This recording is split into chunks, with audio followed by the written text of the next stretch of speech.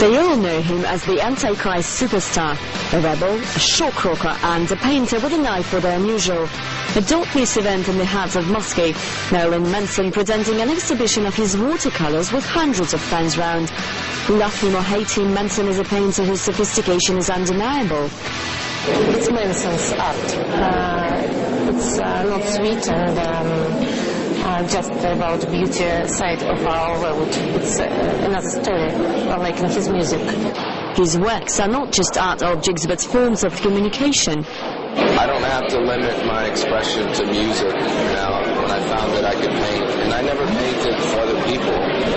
I would paint maybe to speak to people. A lot of my paintings are portraits of people that I meet. But it's a great freedom to be able to have more than one outlet and say what you want to say.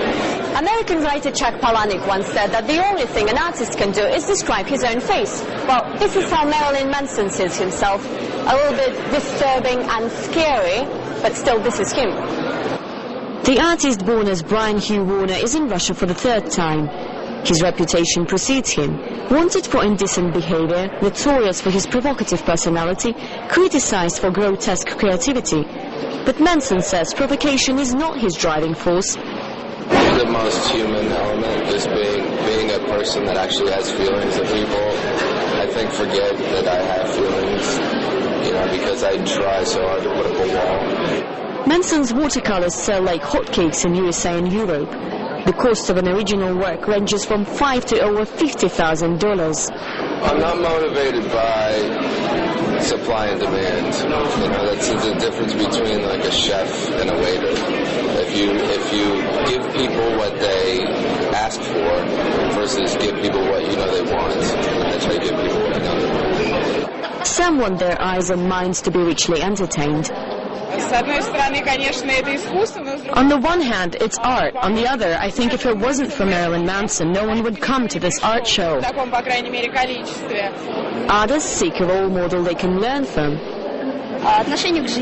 His attitude to life. His skills as a painter. Manson says each painting to him is like a scar or tattoo marking a different period in his life and being a visual diary. Is suffering key to inspiration? Art's the only positive outlet you can take from any sort of pain. Instead of removing things from the world, an artist puts things into the world, and that's what I try to do, whether you like it or you hate it. He takes his art seriously and music as well. With 2 concerts this week in Moscow, Manson is set to prove his multiple talents just one more time. Valeria Pekova, Russia Today, Moscow.